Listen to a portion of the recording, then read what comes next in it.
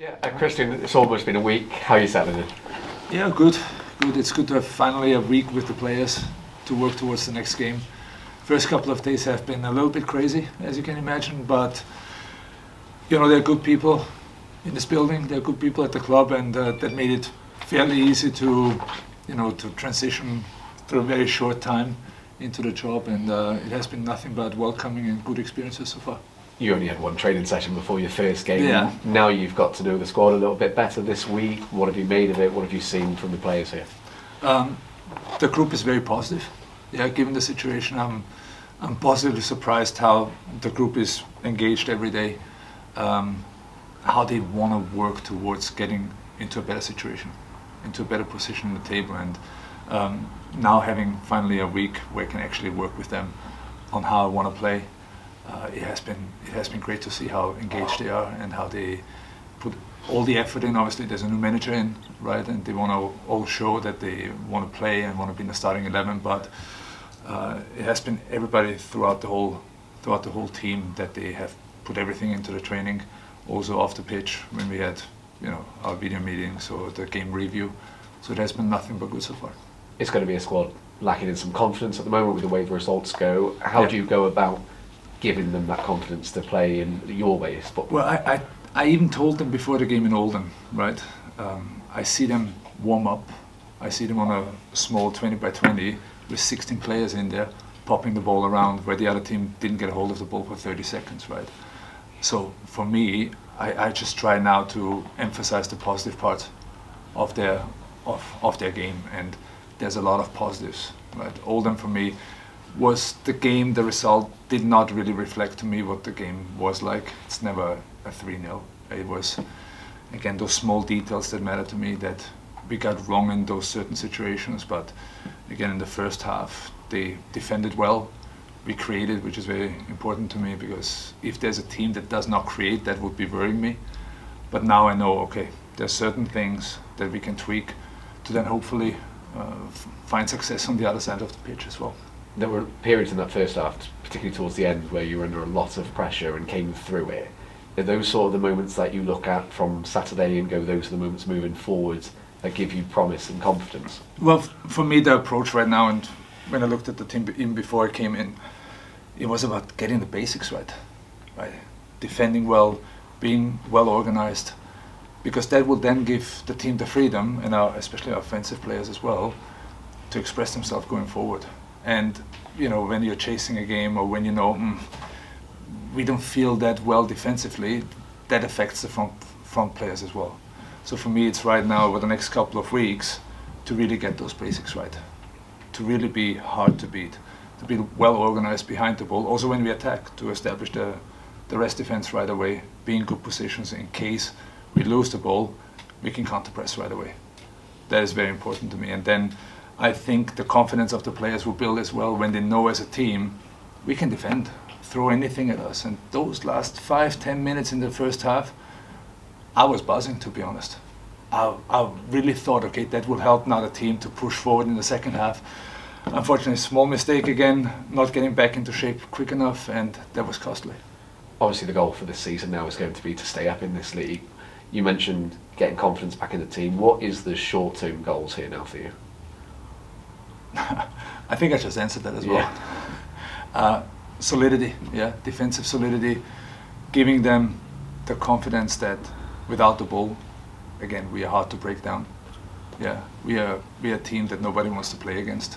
Minimizing the chances of the opposition. That would be a big part, because up until now, we considered, also against Oldham, too many goals from wide areas. There was one step forward where we didn't concede any goals from set pieces. They really execute the plan there really well. But then also we need to be a threat going forward. I want to create more chances than the opposition, and that's what we're working on right now. And I'm sure you'll see a team on Saturday that will fight for every inch on the pitch. That's what we need to do. And that'll be a first home game for you here in front of the fans at Rodney Parade. Are you excited for that moment, I'm sure? Very much. I just got a stadium tour. And it's top. I mean, the changing room, I love it. This is where you want to be. This is where everything happens. And honestly, I can't wait to be here, for the players to be on the pitch, for the fans to cheering, for the players to support them. That's exactly what the players need right now, right? We need the support of our home fans. And I'm sure with how I got to know the players now through individual meetings, through the team meetings, through group meetings that we had, they want to leave it out there and show who they really are. Your credentials as a player speak for themselves. As a coach and a manager, fairly new into that part of your career, what would you sort of say to the fans who say, you know, there's not much League Two experience in your background, coming into this club now needing to pick up results quickly? Well, I've worked under Dean Smith for the last 2 years, and what I've learned from him is actually how to be hard to break down, right? I think it's, you know, always this judgment, okay, a new coach is coming in, no experience, that's invalid for me, right? I have my clear idea of how I want to play. I know that right now it's not the moment of experimenting and trying new things, it's about the basics. And the basics we have started to put in place. We'll continue working on them for quite some time now. Once I'm happy with that, then we can look forward what's next for the team. But right now, we need to build the confidence. Yeah, we need to build the confidence. And again, it's right now, you know, those long balls, defending depth, second balls, those moments will be very crucial in any game that we're coming up against. And I think the boys are ready for that. Yeah. Sorry. Don't fight, guys. You have your time with me afterwards, one-on-one. I was just going to ask, from a broader perspective, disappointment. You know, people on the outside will see a guy who's a Premier League winner, had a good position in the MLS. I know what the question is already. Given that up to come and take over the worst team in the EFL. And why do you think it's the worst team? I don't agree with that. Well, statistically, this is the worst team. Okay. And they'll look at that and think, this guy's insane. That's me. Welcome. What's the question? Why? Well, are you insane? Why? I'm not insane. I like the challenge. I would have probably not done it if I would have not gotten to know the people that are involved. And this is the main thing for me, right? Is the character of the people that are here at the club, from all the way from the front office to the president to staff to kitmen, everybody, the players. They're all good characters. And this is the part that at the end convinced me. And listen, I like a little challenge. What's so wrong about that? Yeah. So I'm very much up for it. I think you can tell that I'm very excited about it. I'm very motivated because I see there's so much potential in the team that, for whatever reason, yeah, they couldn't translate on the pitch so far. But I think it's just a matter of time. But the time is ticking. I'm aware of that. That they will actually show the real face. Was part of it as well that personally you wanted to test yourself as a number one, where the decisions, the responsibilities fall on you?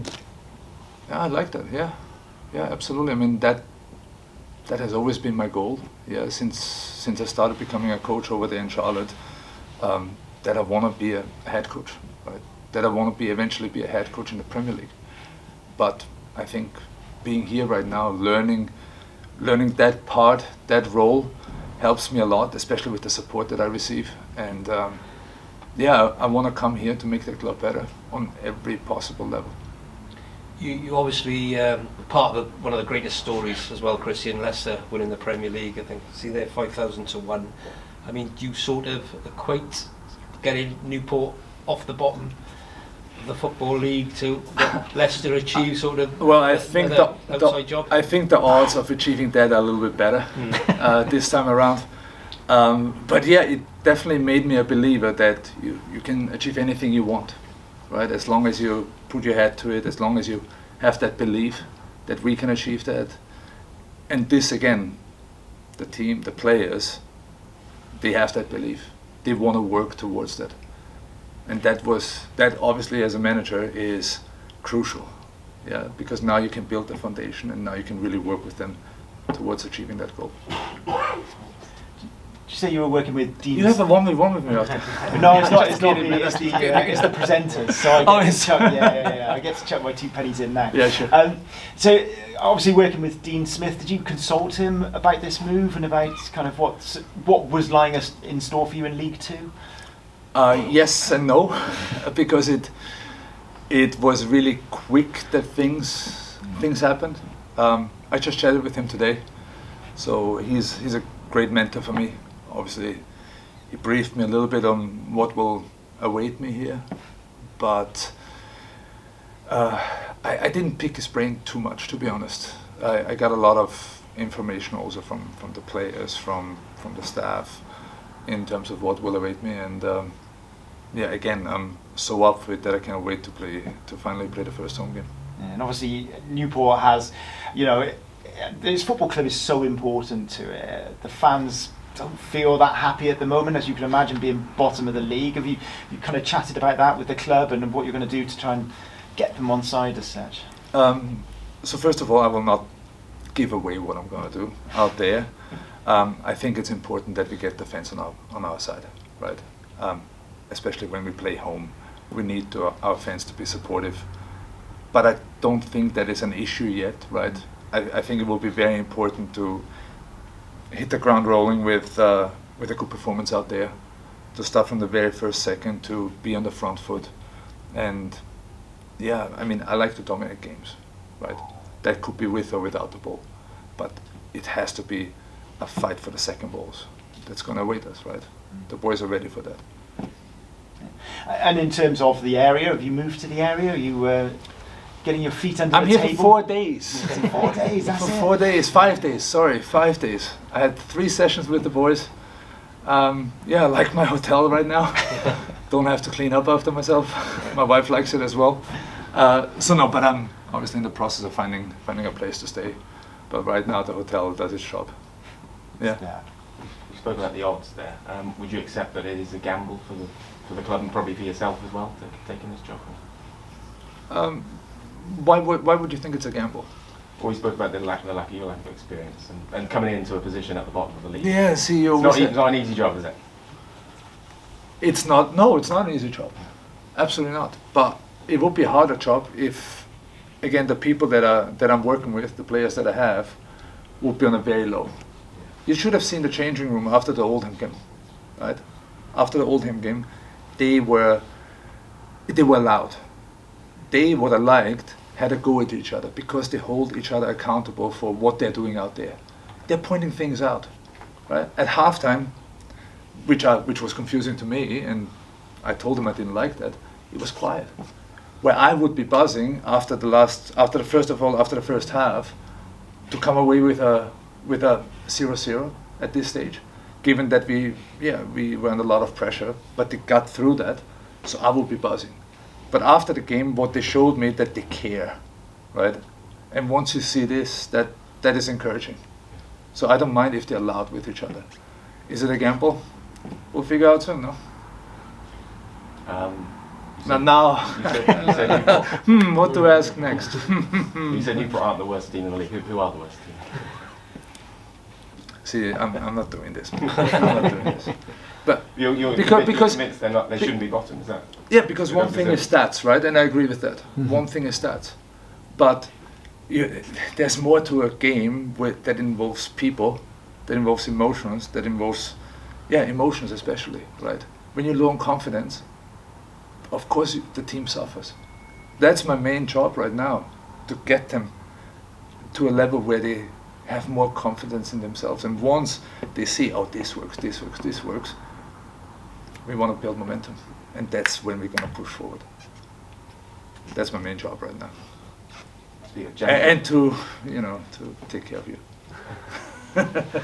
January is coming up quickly. Have you been given assurances there'll be money there to strengthen in January? We have, we had some conversations, nothing in big detail yet.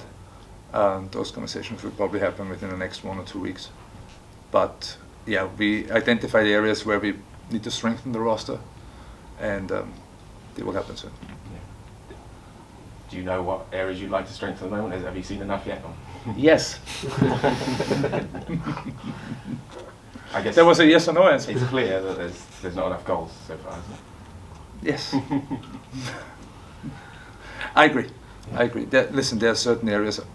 Obviously, when I have a certain way of how I want to play, right? Of how I want to attack, and those areas we identified already.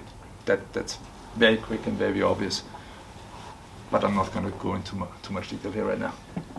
Will you use you've obviously got a very extensive personal network on the playing side. Is that something you'll be able to tap into? And some of those people are already in positions where they can be helpful, yes. Yeah. So you'll be tapping into that over the next few weeks? I would. Good. I'm pleased. There are a couple of loanies from Leicester as well.